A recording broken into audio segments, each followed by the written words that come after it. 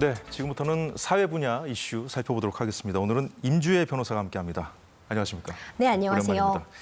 자, 갈등이 좀 해법을 찾아보자고 해서 좀 어렵게 출범을 했습니다. 여야 의정 협의체. 그러니까 엄밀히 좀 부르자면 여의정 협의체가 맞을 것 같아요. 야당이 참여하지 않았기 때문에. 그런데 자, 이렇게 어렵사리 출범한 그 협의체가 20일 만에 지금 활동을 중단하게 됐어요. 그렇습니다. 말씀 주신 것처럼요. 이 크리스마스 선물을 안기겠다. 이 활동의 시작의 포부는 거창했습니다. 하지만 말씀 주신 내와 같이 20일 만에, 그러니까 4번의 회의 만에 결국 문을 닫게 되는 수순을 밟고 있는데요. 예. 물론 이 여야 의정 협의체에서는 일단 논의는 중단하지만 물밑 작업을 통해서 대화를 계속 이어나가겠다고 밝히고 있지만 네. 의료계 쪽의 반응을 보자면 대화의 물꼬 기 쉽지 않아 보입니다. 이 갈등을 빚게 된 이제 근본적인 원인을 보자면요. 이미 2025년도 수능은 치러졌고 지금 그렇죠. 수시 합격자 발표가 얼마 남지 않은 상황입니다.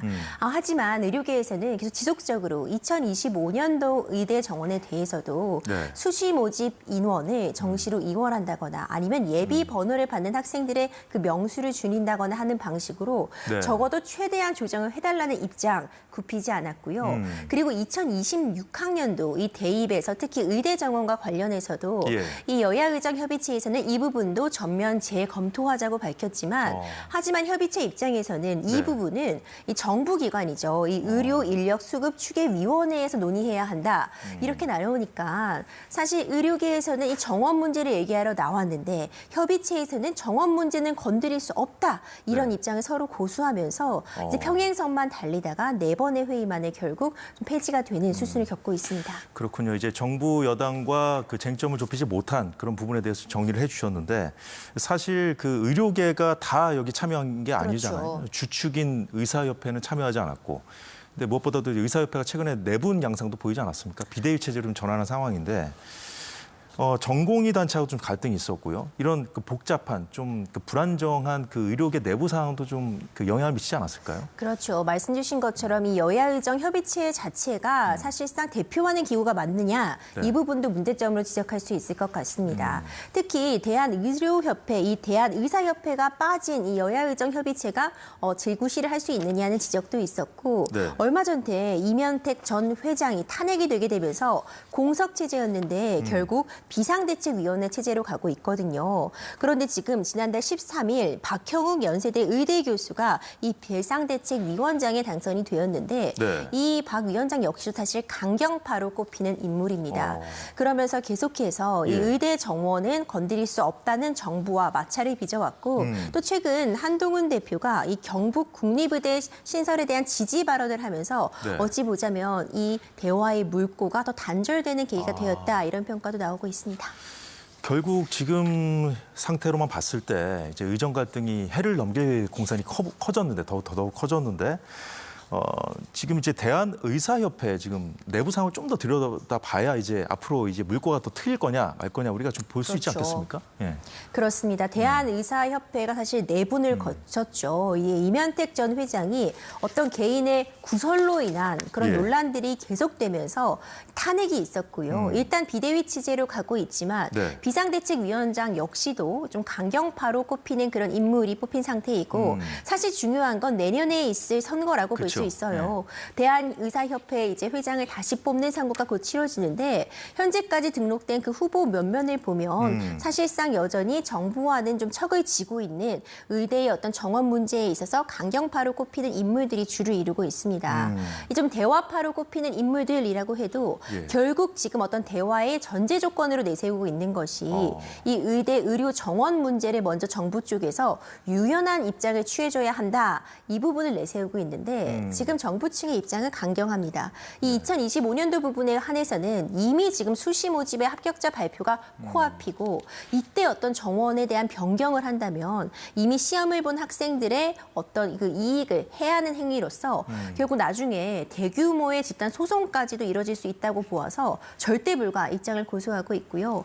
2026년도에 대해서도 사실상 아직 어떤 유연한 대책이 마련되지는 못한 상황이어서 이 갈등 결국 해를 넘기게 되었고 네. 어떤 돌파구도 보이지 않는 깝깝한 상황이라고 볼 수 있습니다. 말씀하신 대로 당장 내년도 의대 그 정원부터 좀 부딪히는 상황이고 접점을 못 찾고 있죠. 그리고 의사협회 이 새로운 집행부 더더욱 좀 강경파가 맡게 될 가능성이 크기 때문에 좀 우려스러운 상황이군요. 알겠습니다. 다음 소식 살펴보도록 하겠습니다. 배우 정우성 씨 논란, 정우성 씨를 둘러싼 이 논란. 정 씨가 이 영화제에 나와서 입장을 밝혔음에도 불구하고 논란이 더욱더 가열되고 있더군요. 그렇죠. 지난 금요일에 있었던 청룡영화제에서요. 정우성 씨가 등장을 했습니다. 과연 이 시상자로서 나올 것이냐 말 것이냐도 이야기가 많이 있었는데 예. 결국 좀 정면 돌파를 선택했던 것 같습니다. 그러면서 정우성 씨도요. 일단 본인의 입장을 얘기하기에 앞서서 시상자로 나서면서 일단 정우성 씨가 출연한 이 서울의 봄이라는 영화가 예. 사실 청룡영화제의 주인공이었어요.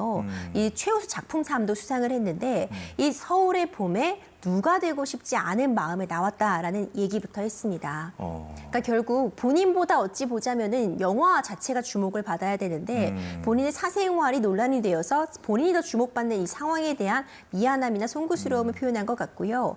그리고 팬들에게 어떤 네. 사생활 문제에 대해서 이렇게 심려를 끼쳐서 죄송하다는 말을 남겼습니다. 뿐만 아니라 이전에 소속사를 통해서도 밝혔던 본인의 입장과 같이 본인의 아이들에 대해서는 예. 양육에 대해서 법적으로 그리고 본인이 할 수 있는 아버지로서의 최선의 의무를 다하겠다는 입장을 밝혔는데 네. 사실 이 부분에 대해서도 갑론을박이 벌어졌습니다. 사실 정우성 씨 개인의 문제라기보다는 이것이 영화제라는 장소였잖아요. 근데 이제 정우성 씨가 이 발언을 할 때 이제 카메라 앵글이 또 이제 동료 배우들을 비추었는데 이제 일부 배우가 이제 환호성을 보낸 모습 이런 부분들이 또 함께 또 주목을 받게 되면서 네. 이제 좀 논란이 사그러져야 되는데 계속해서 지금 불씨가 붙고 있는 상황입니다. 자, 서두에 제가 이제 논란이 가열되고 있다 말씀드린 이유가 지금 말씀하신 그 정 씨가 이제 사과했을 때 동료 배우들이 이제 박수를 치거나 이제 환호하는 모습이 이제 여과 없이 이제 방송이 되면서 좀 비난 여론이 좀 있었어요. 그러니까 이제 청룡 영화제에서도 이제 정우성 씨를 좀 응원하는 그런 그 문구를 올렸다가 뭐 삭제하기도 했고요. 그렇죠. 이제 그런 부분들이 사실 사회적 합의가 필요하기 때문에 벌어질 수밖에 없는 전 갑론을박이라고 보입니다. 이제 우리 사회가 아직까지는 이제 혼외자에 대해서 사실상 어떤 차별적인 시선도 존재하는 것은 분명한 것 같고요. 하지만 어떤 여론조사라던가 각종 통계만 보더라도 우리 사회에서 꼭 결혼을 해서만 아이를 낳는 것이 정상적인 부분이라고 보지 않는 경우도 분명히 증가하고 있거든요. 그렇기 때문에 이번 정우성 씨의 이 사태를 통해서 어떤 우리나라의 다양한 가정 형태 그리고 아이의 양육 형태에 대한 논의가 촉발된 것이 아닌가. 그렇기 때문에 당연히 정우성 씨의 입장 표명에 대해서도 이에 대해서 갑론을박이 벌어질 수밖에 없는 상황이 아닌가 이런 생각이 듭니다. 그렇군요. 이제 워낙 뭐 유명인이다 보니까 이제 논란이 붙은 것이 아닌가 싶은데, 근데 이제 과거에 이제 정우성 씨가 뭐 정치적으로 비칠 수 있는 그런 발언들을 좀 많이 했잖아요. 그렇다 보니까 더 논란이 키운 거 아니냐 이런 지적도 나오더라고요. 맞습니다. 사실 정우성 씨가 정치적인 발언을 하기도 했었죠. 이제 대표적인 것이 난민에 대한 본인의 입장을 굉장히 선명히 밝히기도 했고요. 그러니까 그런 부분들이 맞물려지면서 이제 일부의 의견이겠지만 예. 정우성 씨에 대한 비난 의견, 그러니까 자기의 아이도 지키지 못하면서 어떤 그런 사회적인 문제에 대한 목소리를 내느냐 이런 비난도 있는 것은 맞았거든요. 하지만 이 역시도 정우성 씨가 공인이고 그만큼 사회적 영향력이 있는 인물이기 때문에 네. 이런 비난 역시도 나오는 것이라고 생각이 되고요. 결국 이번 사건을 통해서 다양한 논의들이 진행이 되고 있잖아요. 그 부분, 어떤 혼인 외의자의 법적 지위라던가 양육의 방식 이런 부분에 대해서 건전하게 논의가 촉발되고 있는 점은 그래도 긍정적으로 평가할 수 있지 않나 싶습니다. 그렇군요. 지금 뭐 여러 가지 뭐 긍정적으로 볼 수 있는 논란도 있습니다만 지금 언론들이 문가비 씨가 낳은 아들을 이제 혼외자라고 보통 칭하고 있거든요. 근데 이제 이 혼외자로 부르지 말자는 얘기가 나오면서 또 이 호칭 논란도 좀 불거졌거든요. 그 이유는 뭐라고 보십니까? 그렇죠. 사실 우리 민법에 이제 혼인 중인 자녀와 혼인 외의 자녀, 그러니까 혼중자, 혼외자로 구분을 하고 있습니다. 그러니까 이것이 어떤 차별적인 의미를 애초에 갖고 있었다기보다는 혼인 중의 자, 그러니까 법적으로도 혼인이 인정이 되고 있는 혼인 신고를 한 부모 사이에서 난 자녀가 갖고 있는 당연한 법적 지위들이 있어요. 예. 혼인 중에 태어난 자는 일단 어머니의 경우에는 출산을 함으로써 그 자체로 이 아이가 내 아이라는 점을 입증을 받는데 사실 아버지는 이 아이가 내 아이라는 것을 유전자 검사를 하기 전에는 확인할 길이 없거든요. 그렇죠. 그럼에도 불구하고 혼인 중의 자녀에게는 바로 이 아버지가 친부라는 것을 인정해주는 그런 효과를 주고 있습니다. 네. 이에 반하여 혼인 외의 자녀의 경우에는 아버지의 경우에는 인지라는 절차를 거쳐야지 법적으로 아버지와 자녀의 관계가 이어지도록 해두고 있거든요. 예. 이런 부분을 구분하기 위한 용어인데 이제 일부의 시각에서는 아이는 아이로 존재해야지 이것이 혼인 중의 자녀냐 혼인 외의 자녀를 구분하는 것 자체가 문제가 있고 예. 실제로 어떤 여론조사를 보더라도 이 혼인 외의 자라는 단어를 부정적으로 보인다. 이걸 바꿔야 된다는 의견이 70% 정도 육박했다고 해요. 예. 이런 부분들은 사실 민법 개정 등이라던가 아니면 우리가 사회적으로 좀 순화해서 좀 다르게 표현할 수 있는 방법이 있을지는 고민해 볼 필요는 있을 것 같습니다. 뭐 민법 개정의 필요성까지 말씀을 해주셨는데 그러고 볼 것이 이제 한국 사회에서도 혼인 외 그 출생 비율이 좀 늘고 있거든요. 통계로도 좀 나오고 있는데 자 이제 정우성 씨 같은 경우에는 워낙 본인이 좀 유명인이기도 하고 그래서 이제 양육을 이렇게 책임지겠다 이렇게 밝히지 않았습니까? 그런데 자 이런 경우에요. 지금 좀 통계적으로 좀 많이 늘고 있는 걸 볼 수가 있는데 그 아이의 아버지가 이제 책임지지 않는 경우도 많겠죠. 그렇죠. 사실 그 부분을 이 혼인외의자의 출생에 대해서 가장 우려하시는 부분이라고 볼 수 있어요.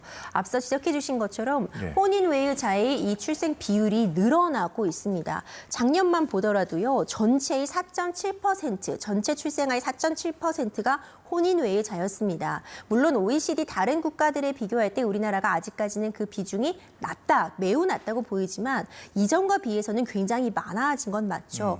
하지만 문제가 여전히 이 한부모 가정에서 아이를 키우기가 녹록지 않은 현실 때문에 많은 분들이 걱정을 하시는 것 같습니다. 예. 저도 충분히 공감을 하는 바인데 당연히 혼인외의자더라도 이제 친부의 인지 과정을 거치면 한쪽이 양육할 때 양육비를 지급해야 합니다.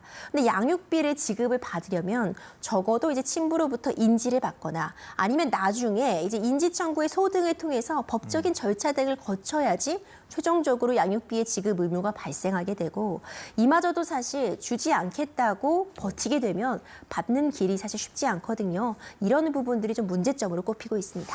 예, 알겠습니다. 오늘 사회 이슈는 여기까지 보죠. 임주혜 변호사 잘 들었습니다. 네, 사사건건 벌써 마무리할 시간이 됐습니다. 내일도 알찬 소식으로 찾아뵙겠습니다. 오늘도 시청해 주신 여러분 고맙습니다.